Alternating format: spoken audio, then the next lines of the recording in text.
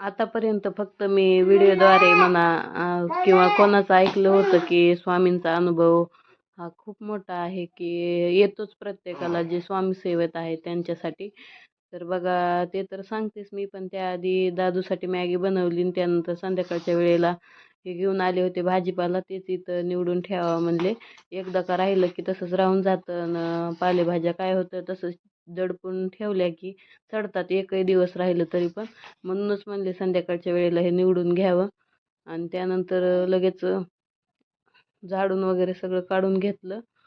तर स्वामींचा अनुभव म्हणजे 2 दिवसापासून मला असं भिंतीवर अशी त्यांची जणू काय स्वामी तिथे आहेत असं मला वाटत होतं 2 दिवसापासून. पण मी काय एवढं लक्ष दिलं नाही, म्हणले हे मलाच होत असन. पण नंतर 2 दिवसानंतर परतही तसंच दिसत होतं. तर मी आहे तसं रेखीव काढून घेतलं तर साक्षात स्वामींचं दर्शन झालं. मला हा शब्दात सांगता येत नाही अनुभव.